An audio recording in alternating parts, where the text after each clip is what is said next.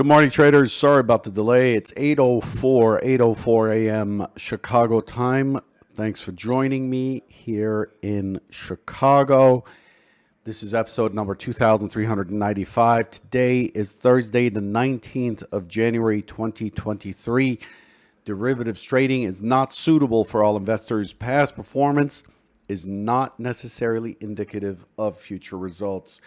This morning on our Convergent Trading pre-market summary sheet, we're looking at mild risk-off sentiment.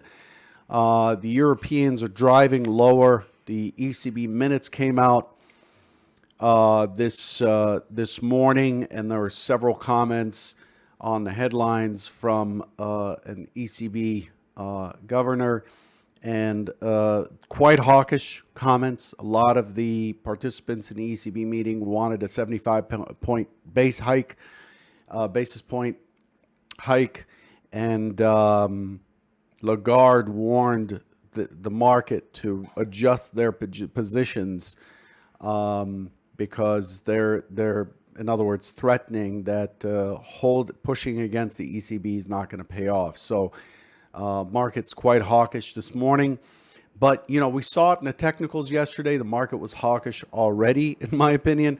We talked about this a little bit on the profile chart. I'll show you that again.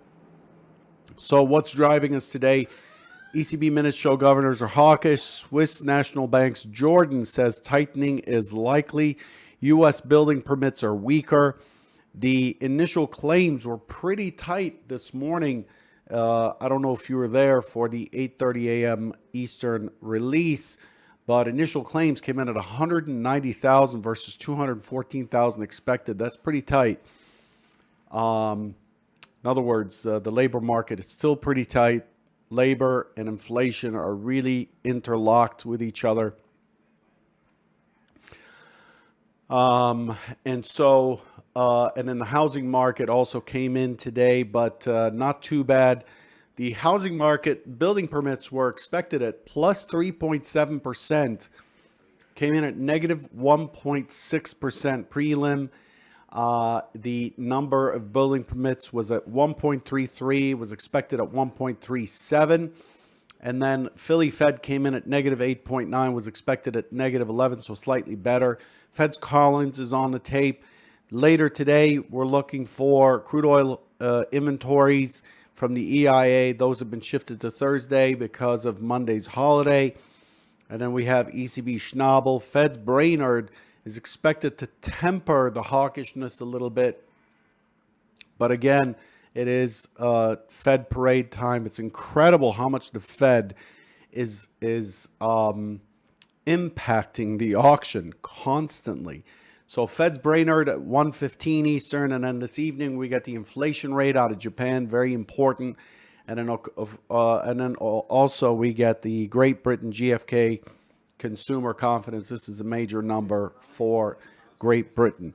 Procter & Gamble came out this morning. That's the key player.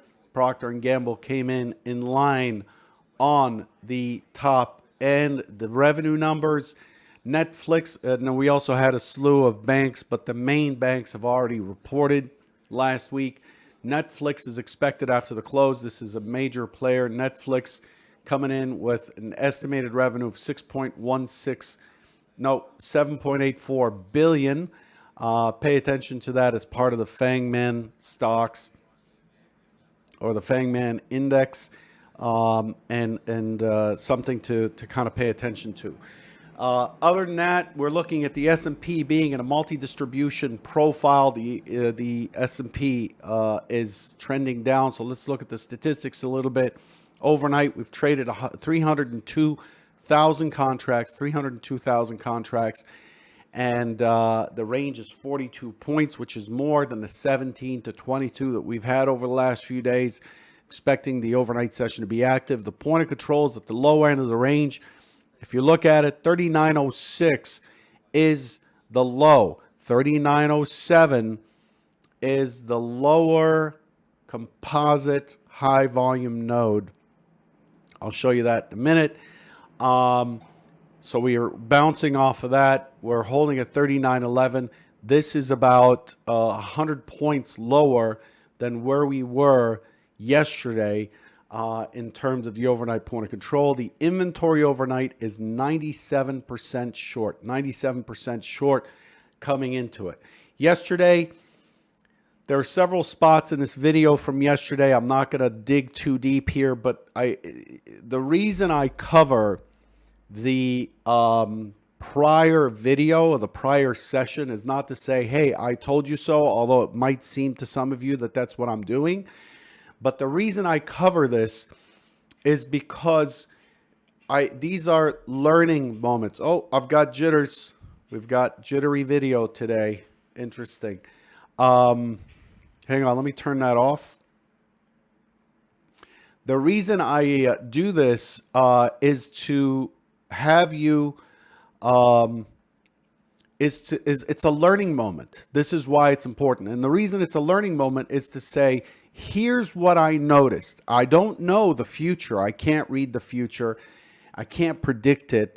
But here's what I noticed. I noticed a B-shaped profile that closed at the low end. That's yesterday. So see, we opened right in here, and then we closed down below. We put in a higher high and higher low as expected, but it's a B-shape that closed relatively weak.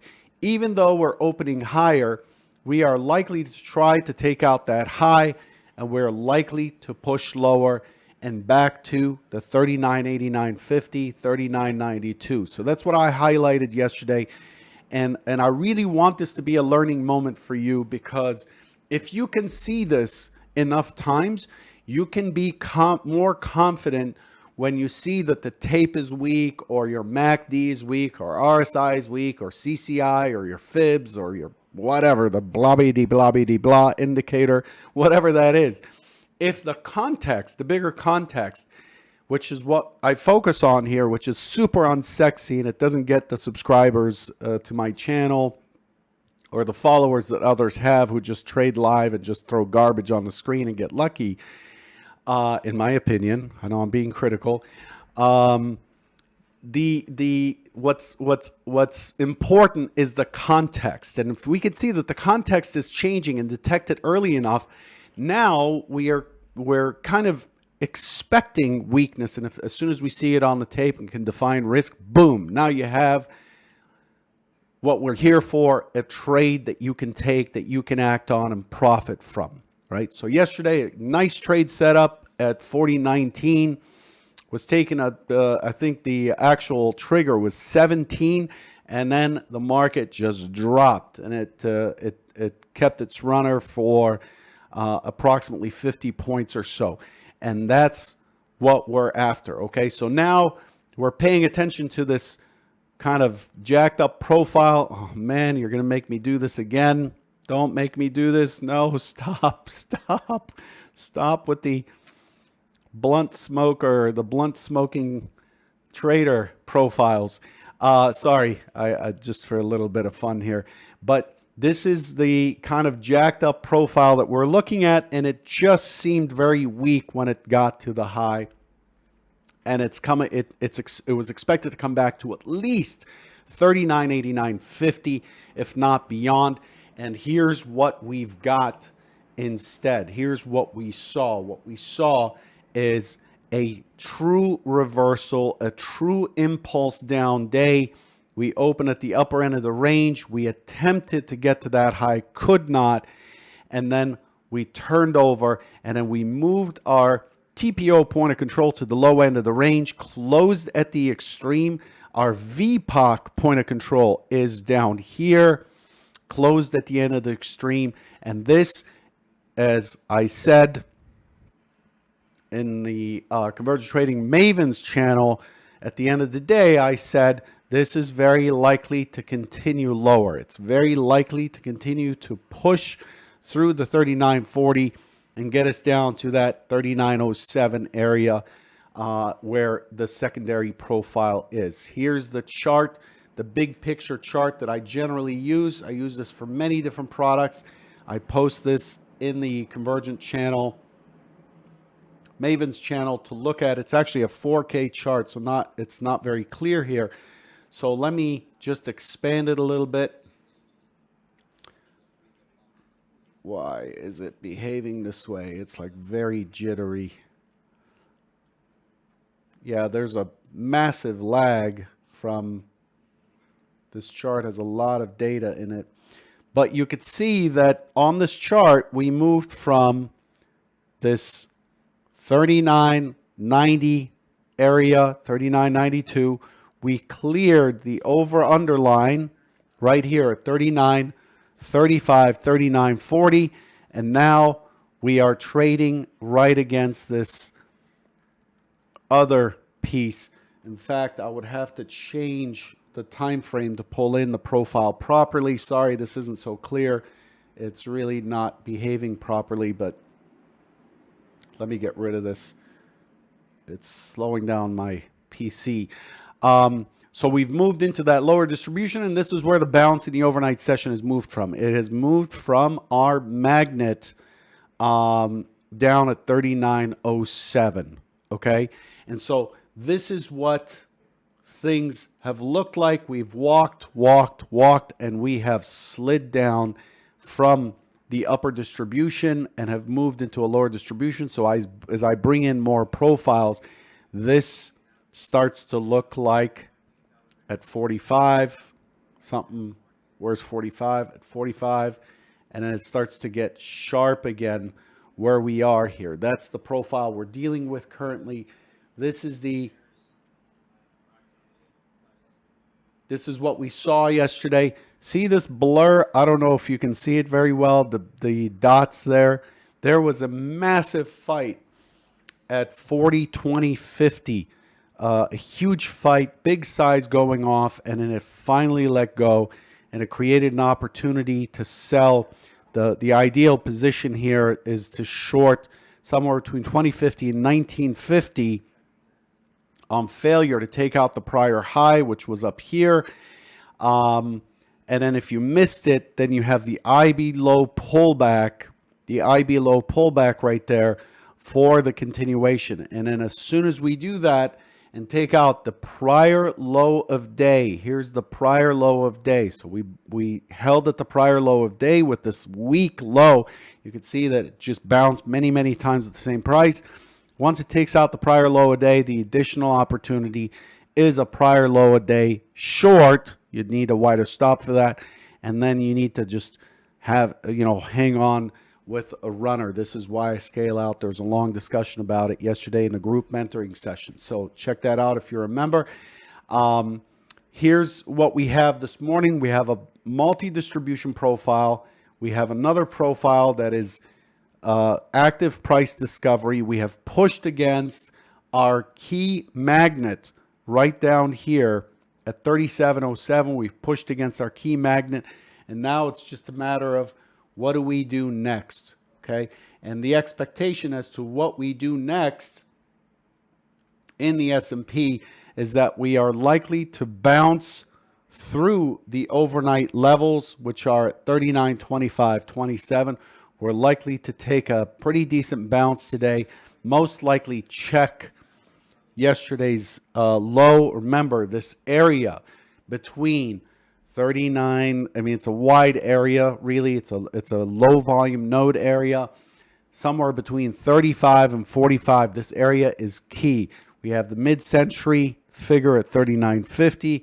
Yesterday's low got to that 43 area or so, and I'm expecting us to retest. So I'm looking for a decent bounce this morning early on, and then I'm looking for it to attempt to fail, and then it's your call as good as mine in terms of once it gets up here, does it continue back up and get to the point of control at 39.65, or does it struggle up here, once the gap to settle trade is done, struggle up here, fall back in, and come back and put in a lower high, lower low. In the daily time frame, one time framing up has ended. So we've been one time framing up. So the trend has been up. That trend has ended. The day yesterday was definitely a trend day. You can see there's just no consensus, just lumps of volume all over the place. The market could not find consensus. It could not form a balanced profile like you see here. And therefore, price discovery continues. Price discovery continued in the overnight session with these continuous profiles that high volume nodes that it has put in, and it's likely to continue. So this morning we're opening in a gap. Gap rules apply. We're paying attention early on to see, does it become responsive? Does it become responsive? Do buyers have power this morning, or do they attempt a little bit, and as soon as they stick their head above water, they get whack-a-mole down, and then we have an overnight stat push down into 3907 for 3900, and then from there 3980, and so on and so forth. And we're back in the lower balance. Let's take a look at this from the detail.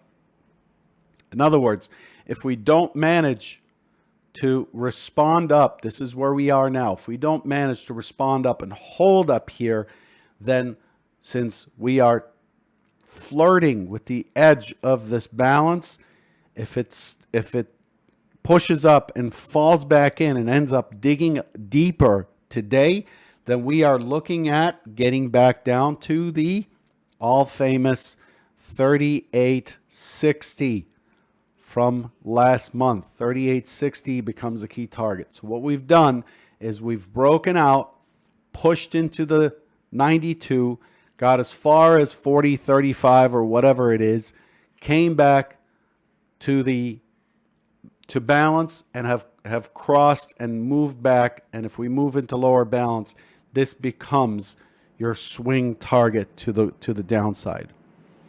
Okay, so the market's trying to fight it both ways here. There's a strong impetus for a continuation higher. There's a strong impetus for a continuation lower. But we have a gap versus yesterday. We have a gap to settle trades set up. We also have balance beneath this really important area that we just loved in December and early January. So there's going to be some really good action today, in my opinion. Pretty good opportunity and volatility. And so it's your job today to kind of to maintain composure, not to get into trades early on. I know everybody wants to catch a trade at the open and ride it for the rest of the day, but that's not really, I don't think that's where the money is. Looking at the Nasdaq real quick, the NQ has been really interesting in that the NQ showed strength yesterday. It opened outside of the prior session. It really tried hard to continue higher. The Nasdaq's target was 11,800, and it just couldn't get to it. It got awful close, couldn't quite get to the 800, the equivalent of the 92, 39.92 in the S&P. And then it rolled over and it just sliced right through the prior day. Whereas the S&P opened in here, tried to push higher, put in a weak low, and then pushed down. The Nasdaq really cut through its prior balanced day, perfectly balanced day. The Nasdaq has quite a bit of resistance above, and it's quite a bit farther down from its settlement. The Nasdaq, looking at the Nasdaq this morning, same idea. We're going to wait for the market to open. We're going to watch on the open how well buyers push price and hold it. If they can push price and continue to hold bid, in other words, the opening print, the opening line stays below us, then long only trades, and you have a gap to settle trade in the Nasdaq to 11.4. Well, let's call it 11,500 for round figures.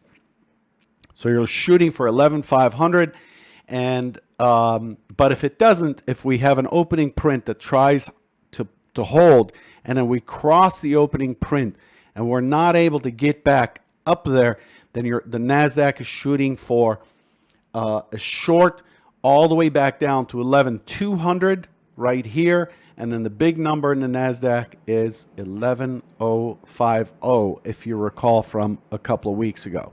That's the Nasdaq for you. Crude, real quick. Crude, pretty good slice down. Crude is very bullish. Pretty good slice down through the prior day. Ends the one-time framing. Crude is expected to remain in yesterday's range. We have the inventories today, but crude is expected to trade within yesterday's range.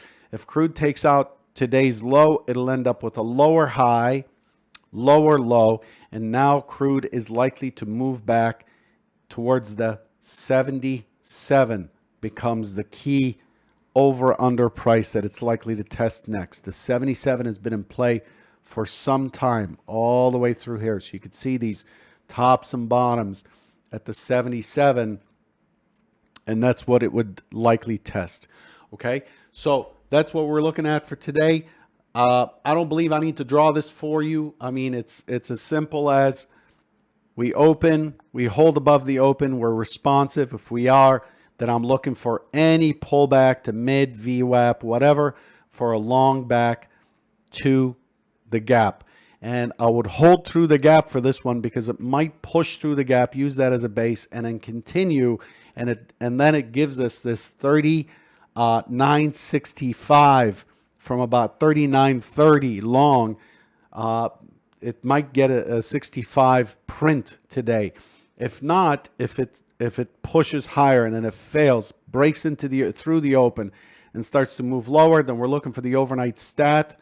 So 39.07 as a target. So we're looking for a pullback to the open for a short push to 39.07. If the 39.07 doesn't hold, it has a runway to 38.90, I believe is the next key area, 38.90 below.